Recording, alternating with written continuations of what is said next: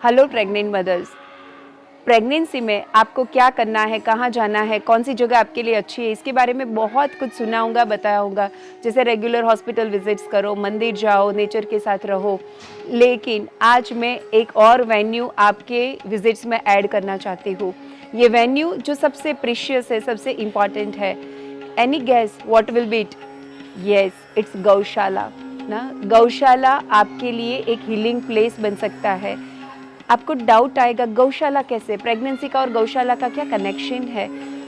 गौशाला जिसमें बहुत सारी गाय होती है, मैं जहाँ पे गौशाला बोल रही हूँ, गाय की बात कर रही हूँ, यस मैं इंडियन देसी गाय की बात कर रही हूँ ना। सो गौशाला इज द क्राउड ऑफ देसी गाय।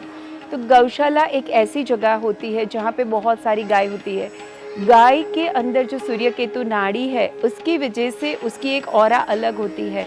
और इतनी सारी गाय है जहाँ पे, वहाँ उस जगह की एनर्जी अलग बन जाती है। It's like a temple.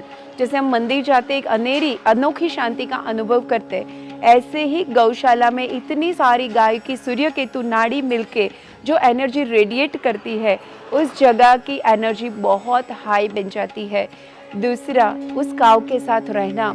Practically we have done lots of experience कि जब प्रेग्नेंट मदर को हम गाय के पास लेके जाते हैं, जब वो गाय को टच करते हैं, गाय को हग करते हैं, उसके सप्रेस्ड इमोशंस रिलीज होना शुरू हो जाते हैं।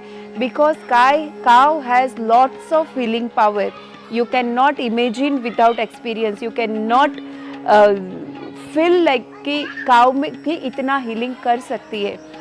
तो काव आपका वंडरफुल हीलिंग कर सकती है, बिकॉज काव के पास वो एनर्जी है।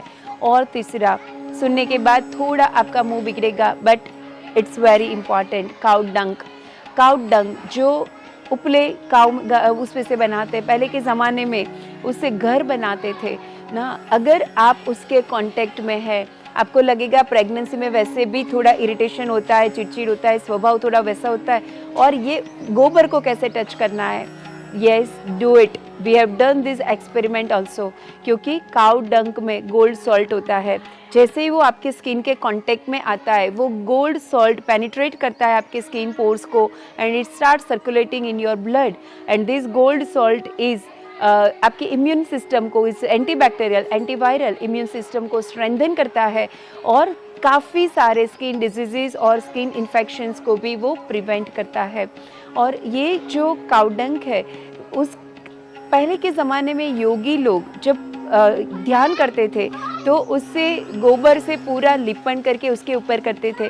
आज के दिन, आज के समय में भी जो भी हमारे घर में यज्ञ होता है, पूजा होती है, यज्ञ वेदी में भी गाय के गोबर का उपयोग होता है। क्यों? क्योंकि वो अल्फा, बीटा और गामा, ये तीनों किरणों का एब्सॉर्प्शन करते हैं। जहाँ गाय का गोबर है वहाँ नेगेटिविटी नहीं रह सकती। 1984 में जो भोपाल में न्यूक्लियर रेडिएशन हुआ था, उसमें एक सर्वे हुआ था कि जो लोग गाय के गोबर से बने घर में रह रहे थे, उस घर में किसी की भी डेथ नहीं हुई थी, क्योंकि ये स्ट्रॉन्ग रेडिएशन को भी गाय का गोबर एब्सॉर्ब करता है। और नावडेज जिस रेडिएशन में हम सब रह रहे हैं, वो है मोबाइल का radiation.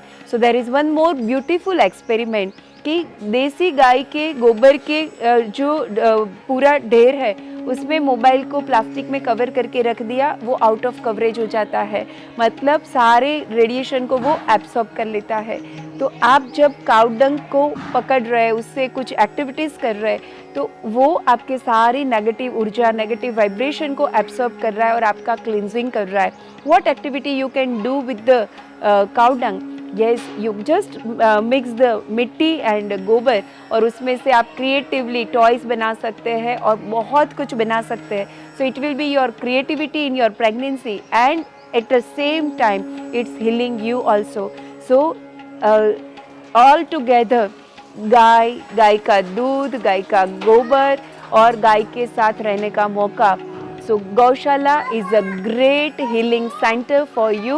So it's my request, pregnant mother, please visit Gaushala and experience this amazing healing process. Thank you.